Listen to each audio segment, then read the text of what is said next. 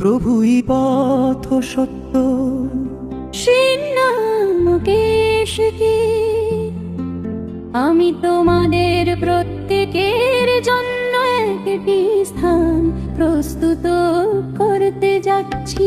তারপর আমি তোমাদের নিতে ফিরে আসব, যাতে তোমার আমার সাথে থাকতে পারো। আমি যেখানে যাই তোমরা পথ যেন শুধু বিশ্বাস করো আর তাকে অনুসরণ করো।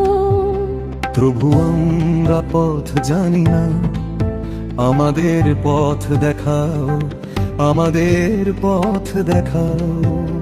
আমি পথ সত্য এবং জীবন, আমাকে ছাড়া তোমরা পিতার কাছে আসতে পারবে না। যে আমাকে জানে সে পিতাকেও জানে, এখন তোমরা তাকে দেখেছো। আমাদের পিতাকে দেখাও, যাতে আমাদের হৃদয় সন্দেহ মুক্ত হয়। তিনি বললেন যে আমাকে দেখে সে দেখে আমার মধ্যে পিতা কথা বলছেন।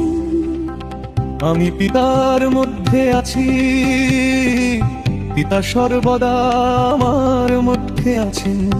আমি যে কথা বলি পিতা তার সমস্ত কাজ করেন। বিশ্বাস করো যদিও তুমি দুর্বল, বিশ্বাস করো আমার করা সমস্ত কাজের জন্য। তিনি পথ সত্য এবং জীবন, যে তার উপর বিশ্বাস করে সে চিরকাল বেঁচে থাকবে। তিনি তাই করবেন যা তিনি করেছেন এবং আরো মহৎ কাজ। কারণ আমি পিতার কাছে যাচ্ছি।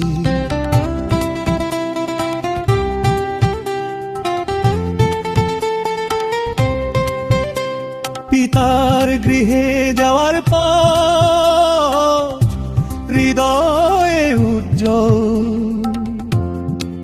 তার পদাঙ্ক অনুসরণ করো এবং তুমি পথ হারাবে না।